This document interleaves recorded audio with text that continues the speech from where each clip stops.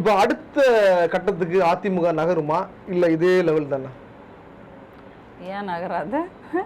நகருமா? நகரம், கட்டாயம் நகரம். இல்ல உள்ள இருந்து நிறைய பேர் வெளியே வர மாதிரி இருக்கு. எவ்வளவோ இக்கட்டான சூழ்நிலையில ஆட்சியை நாங்க கட்டமைச்சு கொண்டு போகலையா? அண்ணன் எடப்பாடியார் தலைமையில ஒரு நல்ல ஒரு ஆட்சி அமைக்க முடியலையா? அமைச்சு தானே கொடுத்தோம். அதனால 2026ல அடுத்த முதலமைச்சரா அண்ணன் எடப்பாடியார் தலைமையில ஆட்சி அமைப்போம். இல்ல அது ஒரு லாட்டரி வாய்ப்பு மாதிரி ஒரு வாய்ப்பு வந்துச்சு. யார் ஒரு இந்த நாற்காலி அதுல ஒரு வாய்ப்பு வந்துச்சு. ஆனா இன்னி வந்து மக்களை சந்திச்சு மக்கள் மூலியமா தானே உள்ள வர முடியும். அப்படின்னு இருக்கும்போது அந்த ஸ்பேஸ் இருக்கா? புதியவர்கள் நிறைய உள்ள வர்றாங்க.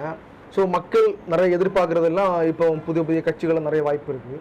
ஸோ இதெல்லாம் தாண்டி எடப்பாடியாருக்கு அந்த பண்ண முடியுமா? கட்டாயம் பண்ண முடியும். மக்களுக்கு செய்திருக்கோம். இப்போ இந்த ஆட்சியை கம்பேர் பண்ணி பார்க்கும்போது மக்களுக்கு புரியும். எடப்பாடியார் கவர்மெண்ட்ல எப்படி இருந்தது, அம்மையார் கவர்மெண்ட்ல எப்படி இருந்துச்சு, இப்போ என்ன நடந்துட்டு இருக்குன்றது மக்களுக்கு புரியாம இல்லை. அதனால ஒரு மாற்றம் வரும். 26ல ஆட்சி அமைக்கிறோம் எடப்பாடியார் தலைமையில.